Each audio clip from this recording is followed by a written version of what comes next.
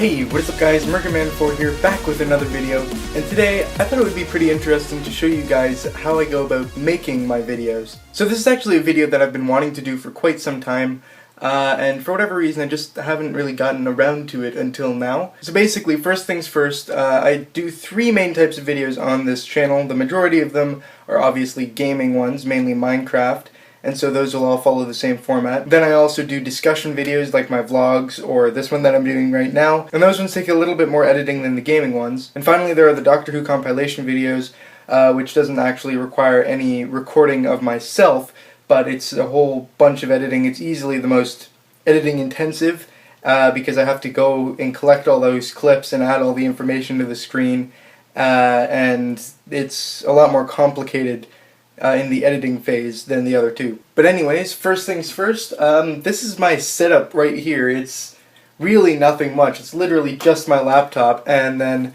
my phone right here. So I use the phone to record the audio, and I use voice memos for that, and that usually turns out pretty good quality. And then switching over to the more technical side. So I use two main programs in the majority of my videos.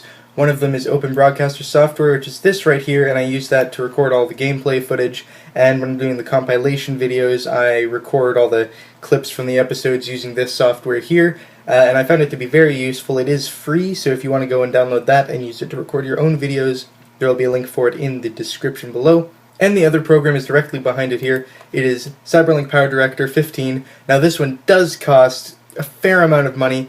And the way I got it in a package with some other Cyberlink programs as well, like Audio Director and Color Director, but I don't really use those too often. Practically all the editing is done within the PowerDirector program itself. And so right here, I've got my simple base project file, which just has the quick little intro sequence, and also has the outro sequence here as well. And every time I edit a video that uses the intro and outro, I'll place the clips in between them and base it all around the template that I have here. So the way I record the gaming videos is I record it all in one go, and most of the time I'll just keep the whole thing in there.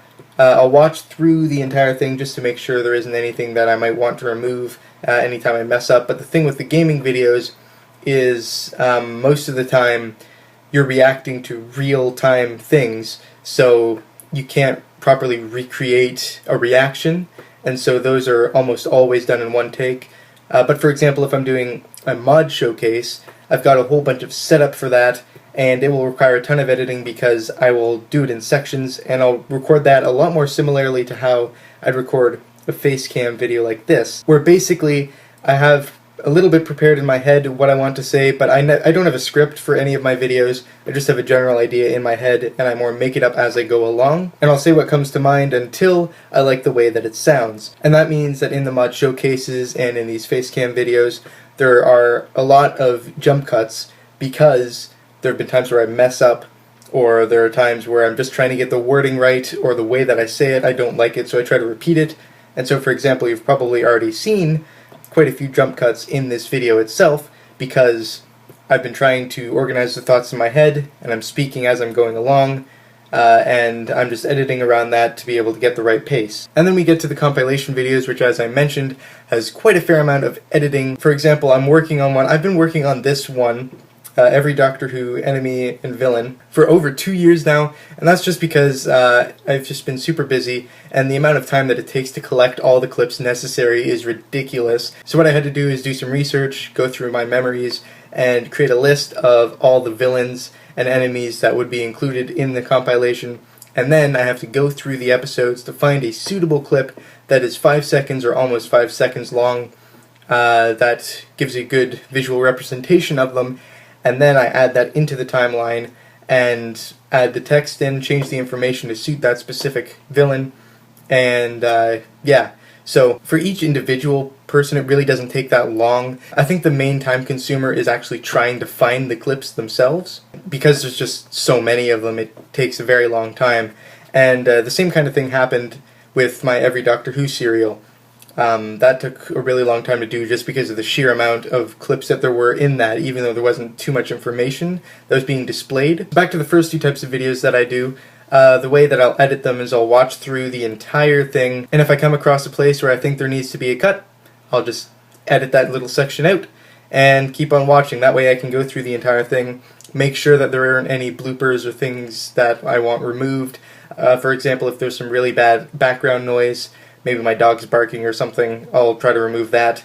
Or if I get some sort of interruption from a family member, I'll go through and remove that. But then once I reach the end, it's a simple matter of just formatting it into the intro and outro so that it just runs smoothly. And then at the very end, during the outro, I always have the preview of my 2 previous videos, and that's pretty simple. I just copy the keyframes, paste them into one of the previous videos, and then replace that video with the new video. So it's pretty simple. But yeah, that's basically it. Not too complicated, just takes a bit of time. And I hope you guys enjoyed seeing how I make my videos. As I said, it's something that I've wanted to make for quite some time, and I hope that it was enjoyable to watch and you maybe learned something about editing. But yeah, that's it. So Murderman 4, over and out. I'll see you guys later.